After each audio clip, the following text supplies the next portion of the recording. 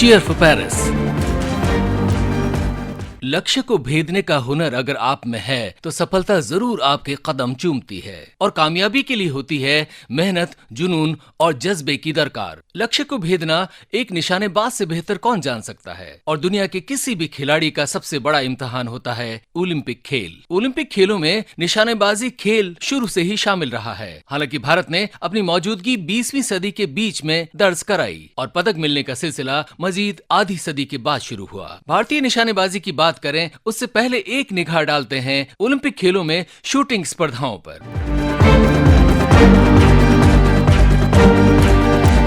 1896 में जब आधुनिक ओलंपिक खेल शुरू हुए तो वहीं से शूटिंग खेल भी इन खेलों का हिस्सा बन चुका था। शुरुआती आयोजनों में कुछ ऐसी प्रतियोगिताएं शामिल थीं जिन्हें अब असामान्य माना जाता है, जैसे 1900 के ओलंपिक खेलों में कबूतरों की शूटिंग तथा कई अन्य स्पर्धाएं जो सैन्य हथियारों तक ही सीमित थीं। इन ओलंपिक खेलों के बाद कबूतरों की जगह मिट्टी के लक्ष्यों ने ले ली। 1907 में जब अंतर्राष्ट्रीय शूटिंग खेल महासंघ अस्तित्व में आया तो इस खेल के कुछ मानक तय किए गए। पहले ओलंपिक खेलों से 1964 की ओलंपिक खेलों तक केवल पुरुषों की निशानेबाजी की स्पर्धाएं होती थीं। 1896 में एथेंस में आयोजित पहले ओलंपिक खेलों में 7 देशों के 61 निशानेबाजों ने कुल 5 स्पर्धाओं में अपने अपने निशाने लगाए। इन खेलों में मेजबान ग्रीस ने 3 गोल्ड, 3 सिल्वर और इतने ही ब्रॉन्ज मिलाकर कुल 9 पदक जीतकर पहला स्थान हासिल किया था। 1900 में फ्रांस में आयोजित इन खेलों में 8 देशों के 72 निशानेबाजों ने 9 स्पर्धाओं में भाग लिया। 1904 के सेंट लुई ओलंपिक खेलों में शूटिंग को शामिल नहीं किया गया था और इन खेलों के अलावा 1928 एकमात्र ऐसे ओलंपिक खेल रहे जिनमें शूटिंग को जगह नहीं मिली। लेकिन 1932 के बाद से ओलंपिक खेलों में निशानेबाजी लगातार बनी रही है।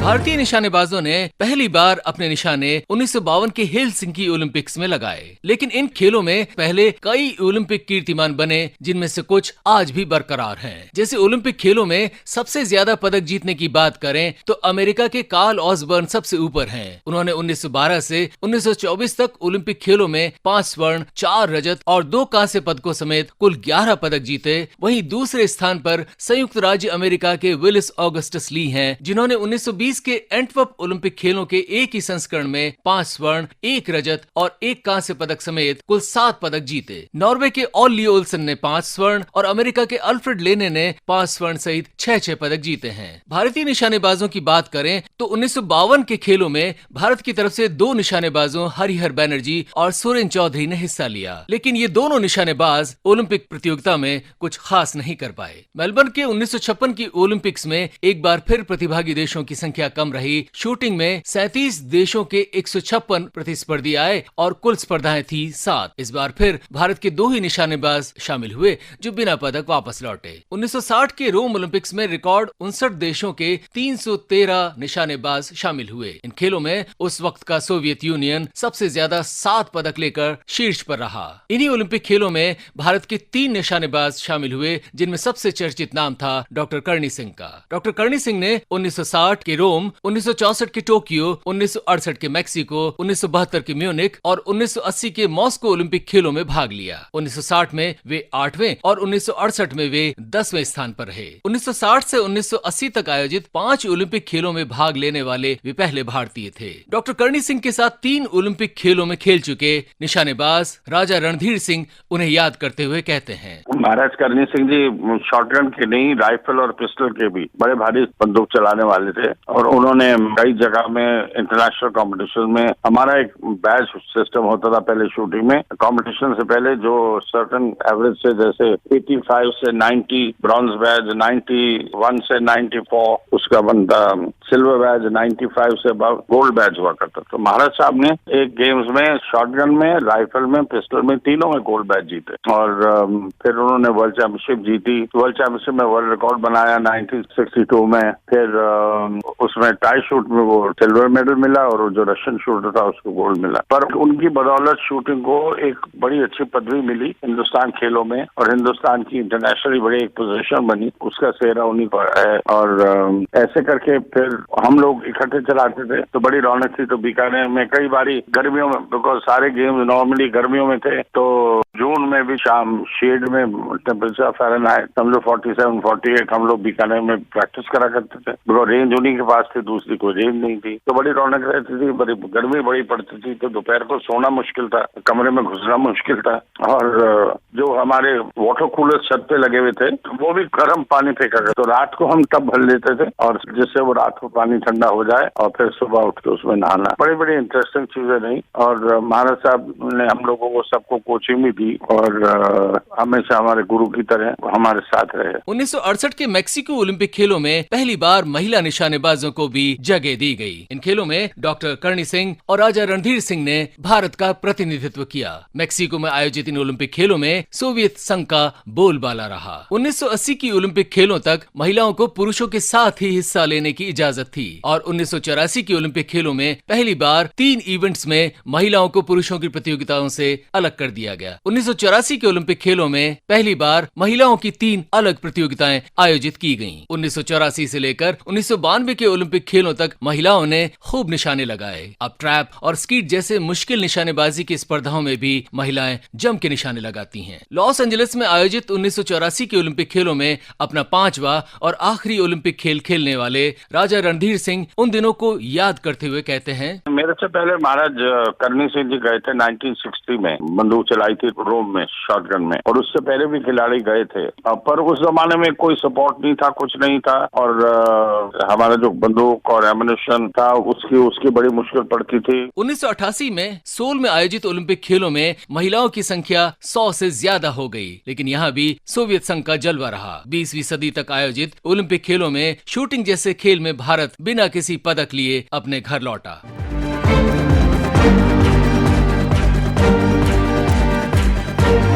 21वीं सदी के आगाज के बाद भारतीय निशानेबाजों ने शायद ठान लिया था कि उनके निशाने अब ओलंपिक पदकों पर भी लगेंगे, और इसकी शुरुआत हुई 2004 के एथेंस ओलंपिक खेलों में, जब मेजर राज्यवर्धन सिंह राठौड़ ने डबल ट्रैप में 179 पॉइंट्स हासिल करते हुए रजत पदक जीता। मेजर राज्यवर्धन सिंह राठौड़ स्वतंत्रता के बाद व्यक्तिगत रजत पदक जीतने वाले पहले भारतीय बने। इस मेडल को याद करते हुए राज्यवर्धन सिंह राठौड़ कहते हैं, जीतने के लिए कुछ कार्य करना था, कुछ काम करना था, और किस तरह से करना था उसकी ट्रेनिंग में कई सालों से, कई महीनों से करता आ रहा था। तो वहाँ पे वही फोकस रख के मुझे अपने काम पे ध्यान देना था, और फिर वही मैंने करा। I have certainly been humbled and amazed at the kind of reception I've got, the reaction of the countrymen. I never realized what one medal could do to the spirit of a nation. That's an amazing moment of life for all of us, for all Indians actually, especially when the flag went up against the backdrop of the Greek hills. It was fantastic. Athens खेलों के बाद Beijing में आयोजित 2008 की Olympic खेलों में अभिनव बिंद्रा भारतीय खेल इतिहास में एक नया पन्ना दर्ज करने के लिए तैयार थे। 10 मीटर एयर राइफल के फाइनल में फिनलैंड के हेनरी हैकिनेन को पीछे छोड़ते हुए उन्होंने 10.8 का स्कोर हासिल कर भारत को पहला व्यक्तिगत ओलंपिक स्वर्ण पदक दिलाया। अपने इस प्रदर्शन को याद करते हुए अभिनव बिंद्रा कहते हैं, देखिए, जो सबसे इम्पोर्टेंट बीजिंग की बात करें, आई थिंक मैं यही ऑफकोर्स बहुत मेहनत थी, सालों का एफर्ट था, that is all good, but जो सबसे ज़रूरी बात मैं एक पॉइंट बताना चाहूँगा कि जो मेरा माइंडसेट था बहुत डिटैच्ड फ्रॉम आउटकम्स। तो मेरा आई वाज नॉट थिंकिंग कि मुझे गोल्ड मेडल लेके आना है। मेरा जो 100% फोकस था मेरी परफॉर्मेंस पे था। मेरा 100% फोकस था कि मैं मोमेंट बाय मोमेंट लिव करूं।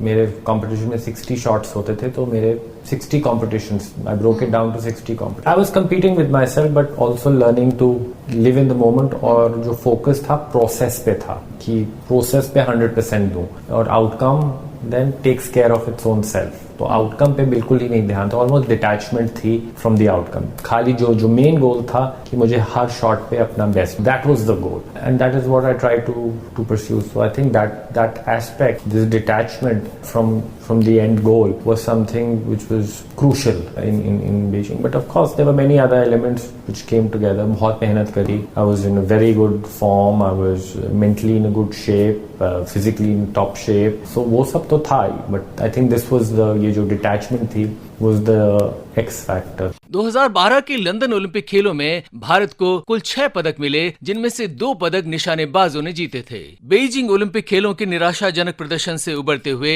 गगन नारंग ने बेहतरीन प्रदर्शन किया और कांस्य पदक हासिल किया और उनका कुल स्कोर रहा 701.1। अपनी इस यात्रा के बारे में बता रहे हैं गगन नारंग। मेरी लंदन जो है वो तीसरी ओलंपिक्स थी और पहले ओलंपिक्स 2004 में मैंने खेली एथेंस में, जिसमें मैं 1 नंबर से फाइनल से चूक गया था। दूसरी ओलंपिक्स मेरी बीजिंग में थी 2008 में, जिसमें मैं सेम स्कोर पे फाइनल से रहना चूक गया था। बट अब जो है मेरे पास ये तीसरा मौका था और ये मौका मैं किसी भी हाल में छोड़ना नहीं चाहता था, क्योंकि 2008 के डिसअपॉइंटमेंट के बाद बहुत तकलीफें हुई। मतलब माता पिता को भी थोड़े हेल्थ इश्यूज हुए और मतलब इन सब चीजों से मुझे जूझना पड़ा। और तीसरी ओलंपिक्स मेरे लिए बहुत ही महत्वपूर्ण थी, क्योंकि मेरे पर ब्रेक सिचुएशन थी एक तरीके से, मतलब करने और मरने वाली सिचुएशन हो गई थी। इसीलिए मैं चाहता था कि मैं इस ओलंपिक्स में अच्छा करूं और देश के लिए मेडल लेके आऊं। और इस ओलंपिक्स में मुझे याद है कि हमने काफी अच्छे से तैयारी करी थी, लेकिन ओलंपिक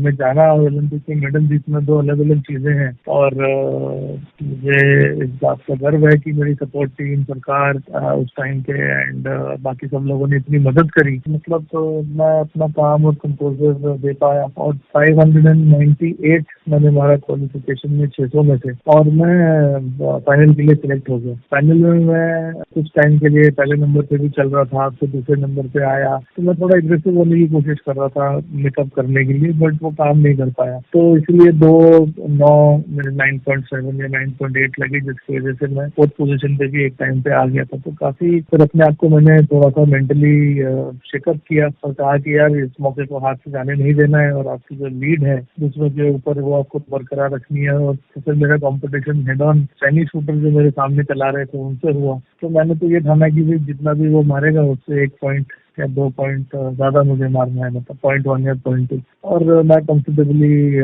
मिडिल ब्रैकेट में रहूंगा। ट्राइंग टू एग्रेसिव, मैंने थोड़ा सा डिफेंसिव खेला और लास्ट शॉट मेरा 10.7 था, जिसकी वजह से मैं मेडल जीता। राज्यवर्धन सिंह के बाद सेना से ही आने वाले एक और निशानेबाज विजय कुमार ने लंदन ओलंपिक खेलों में भारत के लिए दूसरा रजत पदक जीता। ये पदक 25 metre rapid fire pistol event में आया। अपने इस पदक के बारे में बताते हुए विजय कुमार, देखिए, हर एक खिलाड़ी का ये जीवन में लक्ष्य रहता है कि वो एक जो सबसे सर्वश्रेष्ठ जो कंपटीशन ओलंपिक है उसमें वो पार्टिसिपेट करे। तो कहीं ना कहीं 2012 को अगर मैं रिकॉल करूं तो मेरा एक बहुत लाइफ का ड्रीम था एज ए स्पोर्ट पर्सन कि हम ओलंपिक में जाएं और अपने देश के लिए रिप्रेजेंट करें। तो मैं कहना चाहूंगा कि ओलंपिक में जाने से पहले मेरे दिमाग में यही था कि हम वहां पे जाके अच्छा परफॉर्म करें। हालांकि लोग ये सोचते हैं कि हम जा रहे हैं तो वहां से मेडल जीत के आए, तो ऐसा कोई मेरे मन में कोई भाव नहीं था। बट हाँ, यहाँ तक कोशिश था कि जो मेरी परफॉर्मेंस जिसको मैं परफॉर्म करके और ओलंपिक का कोटा जीत करके जब मैं ओलंपिक के लिए जा रहा था, तो एटलीस्ट अपनी जो परफॉर्मेंस थी उसको मैं वहां पे एग्जीक्यूट कर सकूं। तो यही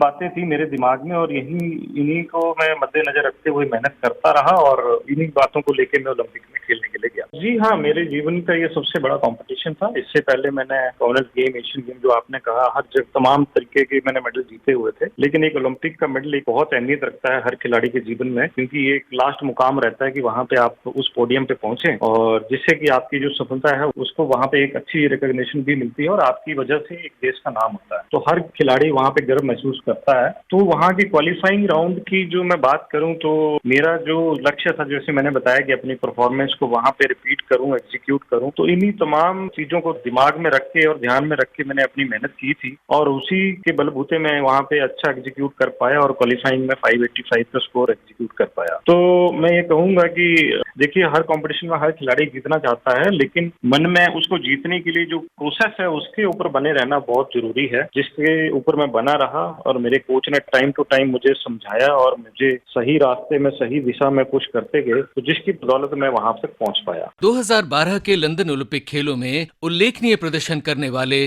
Jaideep Karmakar, Never lost heart, fought well, I would say, and reached to the 4th place. But yeah, that was not my day to win a medal, but then that was the day I could have finished the best there. The rules were different that time, but after that Olympics, in fact after those matches, the rules changed, and now the current rule, if it would have been there, I guess I would have been getting a bronze or a silver medal, I think. But that's that. you can never undo anything which is called a past. So I never regret about it. Being the first and I think till now the only finalist in 50-meter events. I hope many people will be there this time in Paris finals as well as winning medals. All the best for them. 2016 के Rio Olympic खेलों में भारत के 1 दर्जन निशानेबाजों ने हिस्सा लिया और उनसे आशाएं भी बहुत थीं, मगर सिर्फ 2 खिलाड़ी अभिनव बिंद्रा और जीतू राय ही फाइनल के लिए क्वालिफाई कर पाए। पुरुषों की 10 मीटर एयर राइफल स्पर्धा में अभिनव बिंद्रा फाइनल में 4थे स्थान पर रहे, वहीं पुरुषों की 10 मीटर एयर पिस्टल में जीतू राय फाइनल में 8वें स्थान पर रहे। रियो में जीतू राय के निशाने पदक पर क्यों नहीं लगे, आइए जानते हैं उनसे ही। एयर पिस्टल का अंदर सबसे पहला फाइनल शायद मैंने इंडिया से खेला हूँ। फाइनल में जो क्वालिफिकेशन चल रहा था उस समय भी कोई ऐसा प्रेशर भी नहीं था, बहुत ही अच्छा चल रहा था, स्मूथली चल रहा था और मुझे अपने आप को बहुत ही कॉन्फिडेंस और सेल्फ कॉन्फिडेंस मुझे बहुत ही था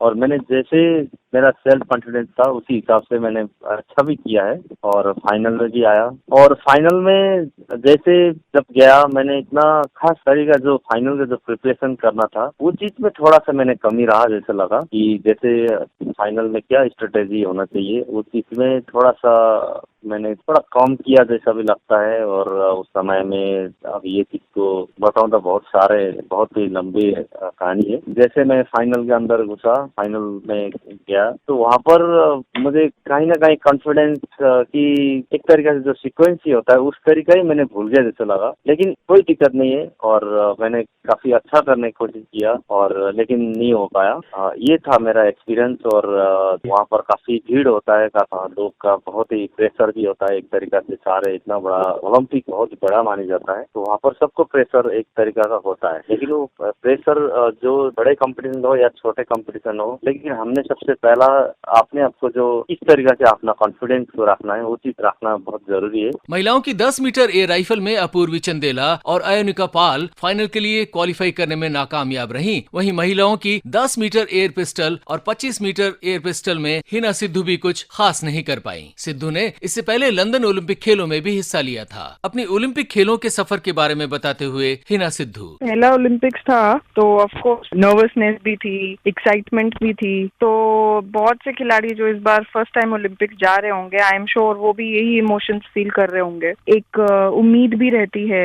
और 2016 में बिकॉज 2012 में पहले जा चुकी थी तो 2016 का जो मेंटालिटी था वो बहुत डिफरेंट था। मेरे को पता था मैं क्या एक्सपेक्ट कर रही हूँ, वहाँ पे विलेज, वहाँ का माहौल क्या होगा और अब मेरी training was more confident and more sure. तो दोनों ओलंपिक्स बहुत अलग चैलेंज मेरे को प्रेजेंट हुआ दोनों ओलंपिक्स से। एंड आई एम श्योर कि बाकी भी जो एथलीट्स इवन वो पहले ओलंपिक्स जा चुके हैं या नहीं जा चुके, दे हैव देयर एक्सपीरियंस तो है ही उनका। हर एक ओलंपिक्स, हर एक कंपटीशन अलग होता है। आप खुद अलग होते हैं जब अलग अलग कंपटीशन पे जाते हैं। आपकी मेंटल स्टेट, आपकी फिजिकल स्टेट, आपकी ट्रेनिंग की कंडीशन सब अलग रहती है। 2012 आई थिंक मेरे लिए तो बहुत अच्छा एक्सपीरियंस रहा है बिकॉज लंदन एक बहुत ही वाइब्रेंट सिटी है, काफी टूरिस्ट थे, काफी सपोर्ट था इंडियन गवर्नमेंट की तरफ से भी, हमारे स्पेक्टेटर्स की तरफ से भी। और 2010 का कॉमनवेल्थ में जो हमने पार्टिसिपेशन और मेडल जीते थे, मेडल टैली जो 2010 की थी वो आज तक की सबसे हाईएस्ट थी। तो उसने सभी एथलीट्स को बहुत अच्छा कॉन्फिडेंस दिया था 2012 में जाते हुए। तो वो एक जो सेंस ऑफ टीम था कि टीम इंडिया, वो आई थिंक बहुत स्ट्रांग था 2012 में। एंड मेरे को ऐसे लगता है शायद वो ओलंपिक्स से जो एक मेंटालिटी थी इंडियन एथलीट की, वो शायद वो उस ओलंपिक से चेंज हुई है 2012 में, क्योंकि हमने 6 मेडल्स जीते थे एक ओलंपिक्स में। और 2010 का जो कॉमनवेल्थ में हमारा परफॉर्मेंस था उसके ऊपर हमने बिल्ड किया था। तो वहां से लेके जो एक इंडियन एथलीट का आई थिंक मेंटालिटी चेंज हुआ कि हम भी कर सकते हैं, हम भी मैच खेलने जा रहे हैं तो हम जीतने जा रहे हैं। तो 2012 आई थिंक फॉर मी वो एक लैंडमार्क ओलंपिक्स था। 2020 के टोक्यो ओलंपिक खेलों में भारतीय निशानेबाजी दल का प्रतिनिधित्व 15 निशानेबाजों ने किया। इन ओलंपिक खेलों में भारत की ओर से शूटिंग में सबसे ज्यादा प्रतिभागी शामिल होने का रिकॉर्ड भी बना, लेकिन सौरभ चौधरी के अलावा कोई भी शूटर फाइनल इवेंट के लिए क्वालिफाई नहीं कर पाया। इन खेलों के सबसे वरिष्ठ शूटर संजीव राजपूत। पहले ओलंपिक्स में मुझे ऐसा लगा कि जैसे एकदम नया ही कुछ है word, it's a totally different game. तो जब पहुंचे तो वहाँ पे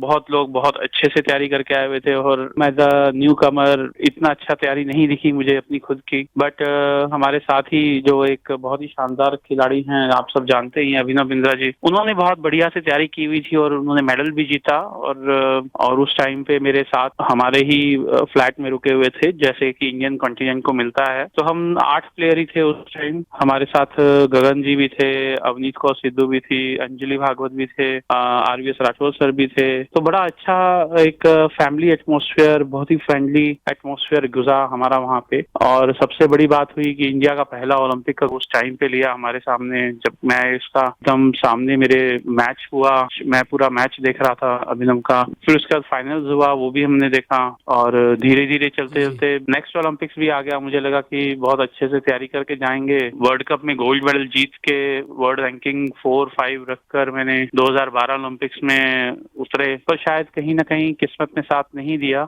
जिसकी वजह से मैं उस ओलंपिक्स में भी रह गया। और फिर मुझे लगा कि चलिए थर्ड ओलंपिक्स में बहुत अच्छे से तैयारी करके जो भी ड्रॉबैक्स हैं जो मुझे पता लगे थे मेरे और बाकी सब इंटरनेशनल प्लेयर से बातचीत कर करके जो भी ओलंपिक मेडलिस्ट हैं, तो उन सबको एक एक करके पॉइंट को एलिमिनेट कर कर मैंने 2016 के लिए तैयारी की। बट थोड़ी बदकिस्मती ये रही कि मैं उस कंपटीशन के लिए सिलेक्ट ही नहीं हुआ। मुझे लगा कि शायद मेरा ओलंपिक का कैरियर खत्म हो गया है। फिर मैंने एक नए सिरे से स्टार्ट की। ISSF वर्ल्ड कप रियो में 2019 में मैंने गोल्ड मेडल जीत कर 2020 टोक्यो ओलंपिक्स के लिए क्वालिफाई किया। और वहाँ पे फिर दोबारा कोरोना की वजह से बहुत सारी रिस्ट्रिक्शंस लग गई थी, हम लोग अच्छे से तैयारी नहीं कर पाए थे। फिर भी जितना हो सके हमने तैयारी करके उसमें पार्टिसिपेट किया। टोक्यो ओलंपिक खेलों में ही भारतीय दल का प्रतिनिधित्व करने वाली निशानेबाज राही सरनोबत अपने अनुभव साझा करते हुए कहती हैं। मैं अभी तक 2 ओलंपिक्स में गई हूँ। एक तो था जो लंदन ओलंपिक्स था 2012 वाला, और दूसरा था जो 2020-21 में हुआ था टोक्यो में। तो इन 2 ओलंपिक्स में मेरे लिए बहुत सालों का गैप था, ऑलमोस्ट 10 सालों का। तो जब मैं पहले ओलंपिक्स में गई तो मेरे लिए सब कुछ ही बहुत नया था। लेकिन जब मैं मेरे दूसरे ओलंपिक्स में गई तब ऑलरेडी मेरा 15-16 साल का एक्सपीरियंस था, ऑलरेडी एक ओलंपिक्स में मैं जा चुकी थी। तो वो ओलंपिक्स में मेरा कॉन्फिडेंस ही अलग था, क्योंकि मैं खुद एक एक्सपीरियंस्ड एथलीट थी उस ओलंपिक में। और मैं कहूँगी कि जो कॉन्फिडेंस लेवल था उस ओलंपिक में वो बहुत ही, मतलब आज भी मैं वो कंपटीशन इसीलिए याद करती हूँ क्योंकि जैसे मैं महसूस कर रही थी वहाँ होके, तो बहुत ही बड़ी चीज है किसी भी एथलीट के लिए ओलंपिक्स में होना। तो हाँ, मतलब नंबर्स तो ऑफ कोर्स इम्पोर्टेंट है क्योंकि हम उसी के लिए तो प्रिपेयर कर रहे हैं, वही हमारा परफॉर्मेंस कहलाएगा। But at the same time अगर जैसे मैं इन दोनों कंपटीशन को याद करती हूँ तो डेफिनेटली मैं नंबर्स को नहीं, मेरा वहाँ पे परफॉर्मेंस वाइज कैसे था, मैंने क्या सीखा, क्या कमी रहेगी या कौन सी चीज मैंने अच्छी की, मैं इसी के बारे में सोचूंगी। तो एज एन एथलीट मैं आज भी यही कहूंगी कि मैं टोक्यो में ज्यादा बेटर प्रिपेयर थी। कुछ ही दिनों बाद पेरिस में ओलंपिक खेल शुरू हो रहे हैं। इन खेलों में भारत के रिकॉर्ड 21 निशानेबाज हिस्सा लेंगे।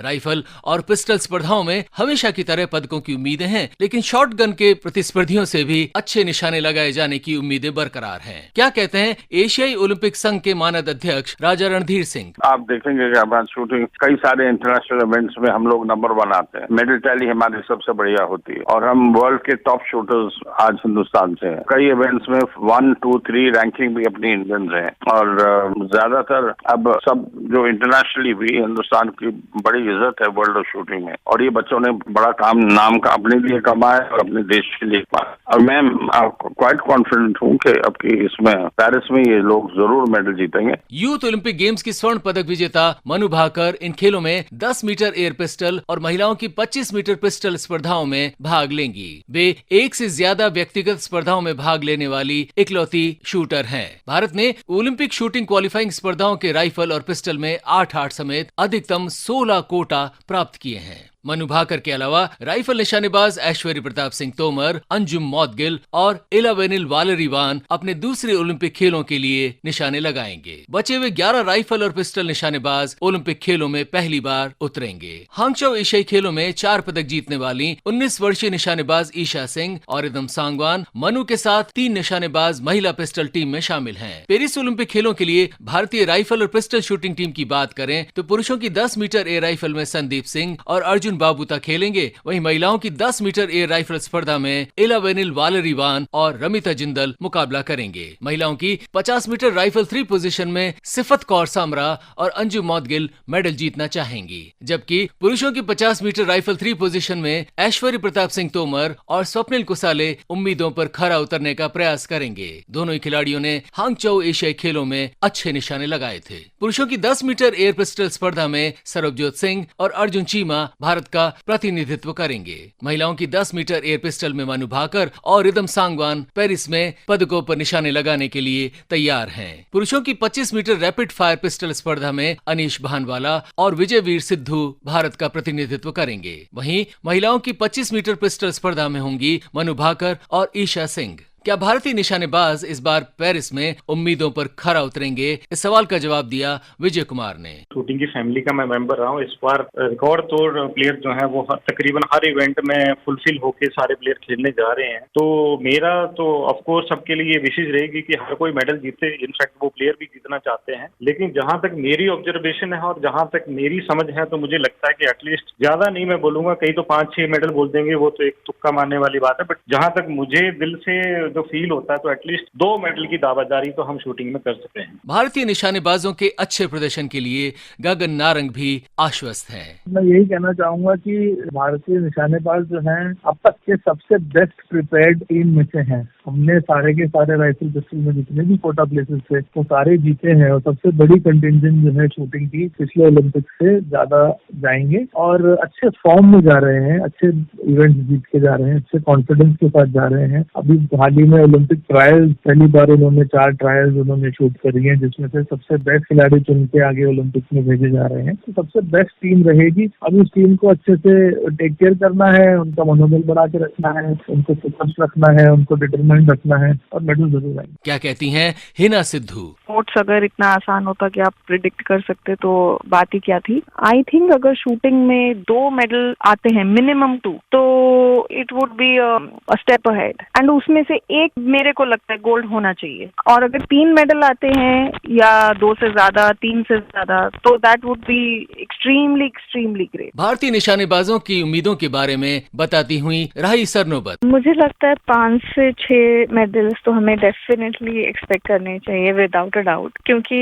और मैं स्पेशली राइफल पिस्टल के बारे में बात करना चाहूंगी क्योंकि मैंने उन लोगों को देखा है परफॉर्म करते हुए, उनसे मैं मिली हुई हूँ, तो उनके बारे में मैं ज्यादा बोलना चाहूंगी क्योंकि मुझे वही सही लगता है। क्योंकि आई होप कि इस बार शॉटगन भी अपना योगदान इसमें देगा। ये है मशहूर शूटर जसपाल राणा। देखिए, मैं तो हमेशा ही बोलता रहा हूँ कि उम्मीद तो आपको हमेशा 100% रखनी चाहिए, उसमें तो कोई कमी करने की जरूरत ही नहीं है, क्योंकि जब तक हम पॉजिटिव नहीं होंगे तो रिजल्ट कैसे पॉजिटिव हो जाएगा? कोई अपना आप तो चीज हो नहीं जाती है।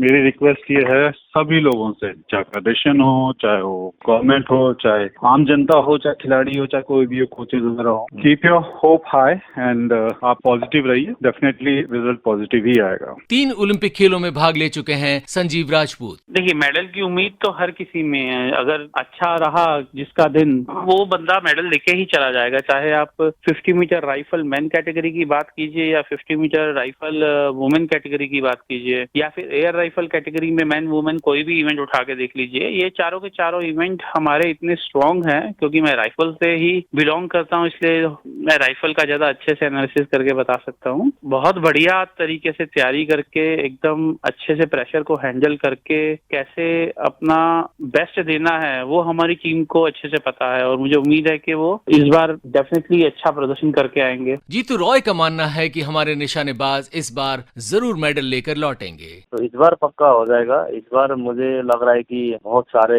शूटर मेडल लेके आएगा, क्योंकि जो पिछले बार का जो परफॉर्मेंस था उससे कहीं अच्छा परफॉर्मेंस ही दे रहा है और उससे कहीं अभी जैसे जैसे बढ़ते जा रहा है और हमारा ओलंपियन जो शूटर बहुत आगे बढ़ रहा है, बहुत ही कोटा लेके आ रहे हैं। उससे अभी इस बार 21 कोटा लेके आया, तो मुझे इस बार लगता है कि बहुत ही उम्मीद ओलंपिक मेडल में जीतने में बहुत उम्मीद है।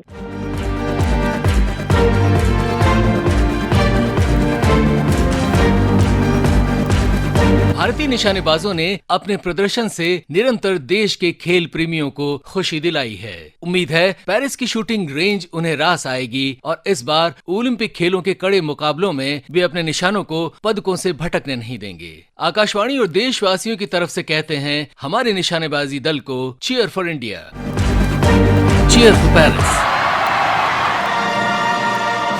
अभी आप सुन रहे थे चीयर फॉर पेरिस का 5वां भाग। ओलंपिक खेलों में भारतीय निशानेबाजी। शोध और आलेख मोहम्मद शाहिद आजमी। स्वर और प्रस्तुति महेंद्र सिंह लालस।